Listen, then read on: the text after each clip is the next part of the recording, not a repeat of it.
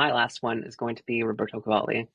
I saw something online, I think it was on Twitter, about like the brooches being in, and I could definitely see that here.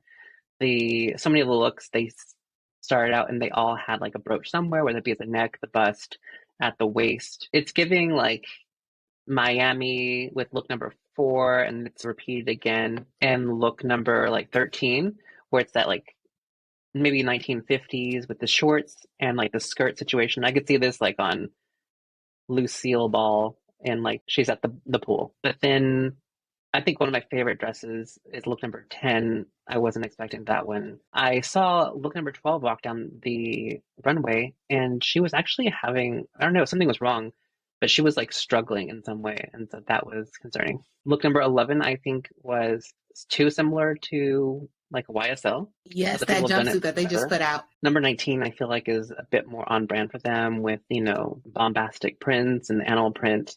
I feel like you would appreciate this one because it had that like, what was it? Like Renaissance, like print all over the pants and also on the jacket. And it's repeated throughout in like 21, 22, and 24. There were notes of like the 80s with like the very large sleeves. I wish those were interpreted in a better way. Otherwise, they look kind of, it dates them. But I like the bottom half of look number 25. She's like a cheetah ready to pounce. I think this whole collection, the new designer for Roberto Cavalli is Fausto Puglisi. I don't know how to say his name. Puglisi? Puglisi? Maybe? Yeah, he used to have his own Puglisi? line.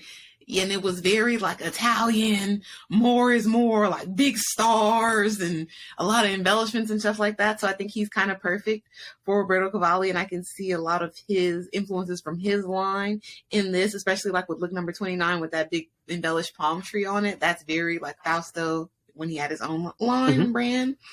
I think it starts to get weird around look 31 with that pineapple print. Like, Oh, did yes. you get this from Joann's? Like, what's going on here?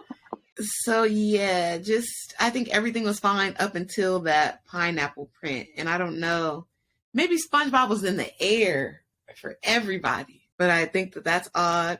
The only other like thing that I would have to say about this show that may be like a complaint or a criticism is that, like you said, the jumpsuit, and then he repeated it in another look. It's way too similar to what YSL just put out.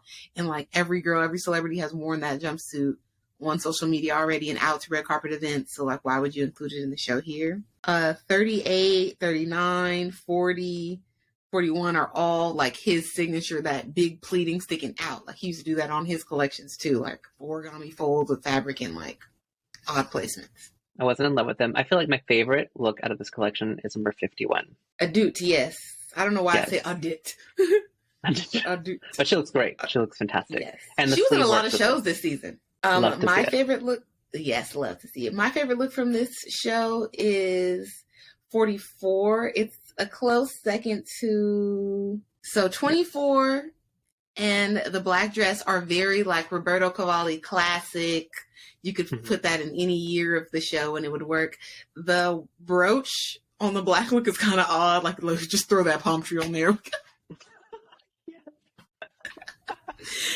But those are my two favorite looks, and I think they fit the brand identity perfectly. I love his